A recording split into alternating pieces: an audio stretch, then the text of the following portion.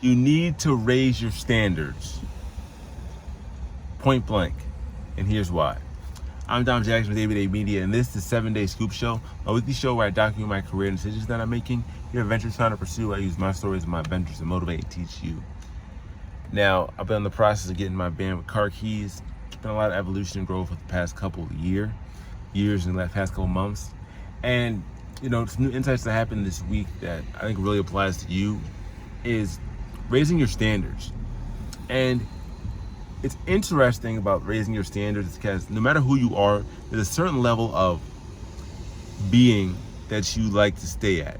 Nature as a whole likes things to stay at a certain level. The term homeostasis is like, your body's staying at the same baseline. Everyone has an average. This is like a level of just like the norm that you like to stay at, that people like to stay at, that life just functions at. Everything stays at a certain percentage because it's hard to go out of that. Things are out of whack when things are not in that percentage. So, there's a lot of standards that you have inside yourself, from how you act, how you treated, how you view your world, how you, in the business sense, how much money you make, how much time you put into making something, how many sales you get every week. And that just becomes like your baseline for how you live everything, how you view everything. And the funny thing is that there's a certain level, there's somewhere in your life where you don't like what you got. Like, it just pisses you off, it makes you sad, it doesn't make you feel good. Whatever it is, there's avenues where you're like, all right, this is cool. There's other avenues you're like, this is terrible. And there's other things you're probably like in the middle on. The things that you don't like, it could be how much money you got in the bank. That falls the line of what this talk is about. And, fitness level is a big thing. There's a baseline that you don't go past because you're like, oh, even how clean your house is. Like, there's a level of like, oh, this is too dirty for me, or this is too much for me. And you end up going back up to your standard. And going beyond your standard is hard because it usually takes work and you have to do things that you don't normally do. So you're out of your normal routine of actions that you feel comfortable. So to get to that next standard, you have to become something that you haven't been before, which is hard. And it is very apparent between life, my own personal experience, and just watching people as a whole. It is, people enjoy more to complain about the things they don't like than actually fix the things they do want.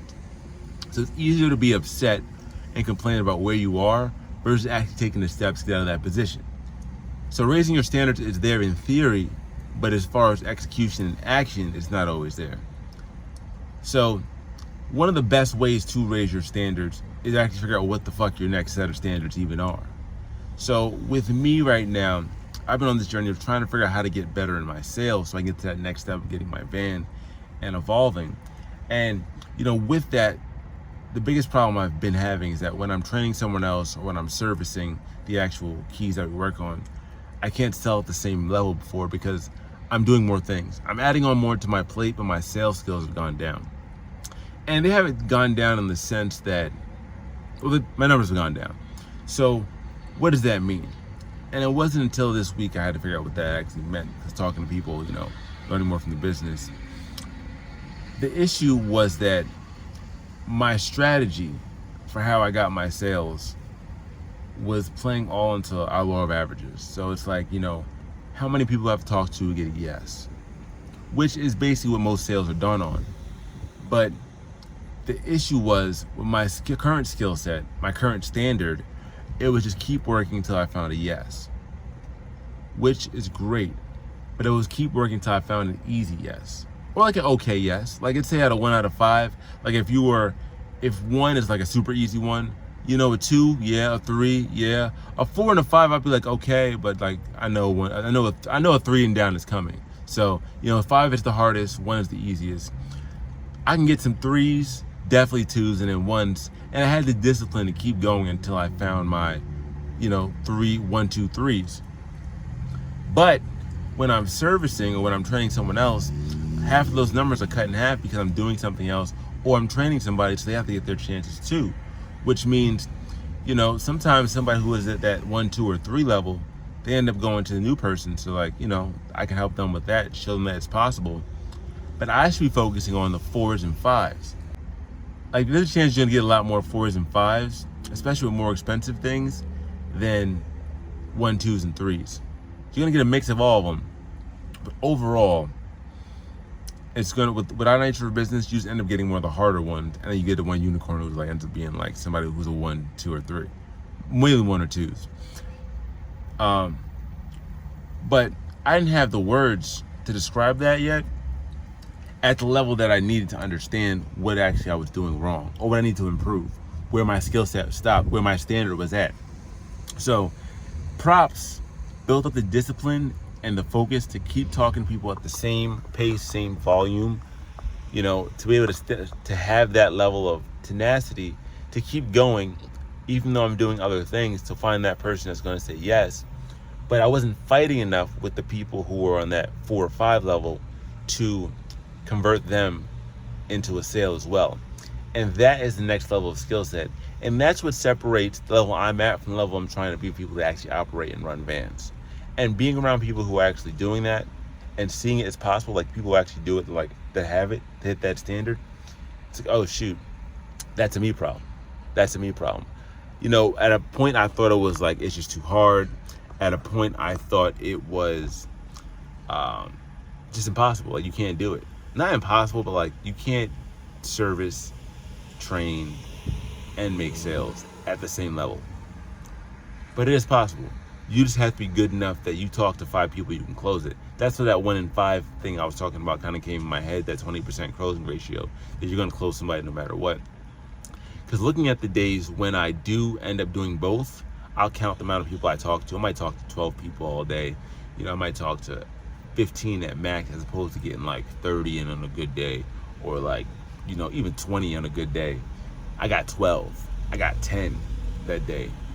And if I can convert more of them, then I'll be able to keep the same amount of numbers. Like, my standard will stay the same. So mentally, I was like, yeah, I'm gonna lower my expectations and lower how I see myself, because I'm doing all these other things. So mentally, my own standard was already here. So obviously my results were there, because I didn't even think it was possible to be at my same higher standard. Because if I was just selling, I'm like, all right, this is where I gotta be if I'm just selling. Like, it's not even like a question. Like, you have to be at 800 points at the minimum. I'm doing both. It's like, you know, you can get 50. You know what I'm saying? 30 points. And like, even saying that out loud, admitting it, was a big thing. So there's a level of yourself that you just stick to, because the next level of it is a different game. You're in a whole new world, more or less, because you're moving, you're acting out of a way that's not how you normally act. You're being something that you haven't have experience being in, ends up being a lot more of a challenge for you. It's more of a challenge to be, because you're not used to being it, and that's okay. But you need to raise your fucking standards, because if you don't raise them, no one else will. So, you know, how much money you make, how you treat yourself, how other people treat you, how you view yourself. You have to have an idea of what you want that other version of you to be, and then understand what steps are to take there. And sometimes you just need to hear someone else say something that one way that puts that first level of it. To go back to the numbers thing, if the version you're trying to be is 5 and you're at 1 right now, you might need to hear just the words that makes 1 into 2, and that will start you in the process of figuring out how to be 5. So for me, with this scenario, it just made me realize that, like, oh, I'm just trying to get the sales that I can with my current skill set. But I'm not fighting to get that next skill set, to get the ones that I haven't gotten yet. So I'm not rebuttaling as much as I need to, and at the level I need to get the results I want. And that's the gap I have to close to become the next version of me.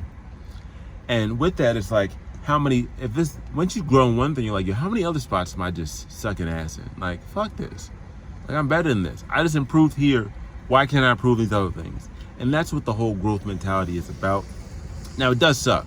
Because, like, you'll be like, fuck, I suck at this right now. This is sad.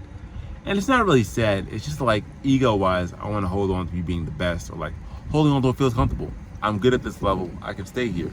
But no, keep going. Fucking evolve. And I'm going to lose and embarrass myself and look like a whatever the fuck along the way. And that's part of the game, bro. You got to be a seed before you be a tree. You got to be a puppy before you be a dog. You got to be fucking ass before you're ass catching. Yeah. But as always, take it one step at a time. You'll get there day by day.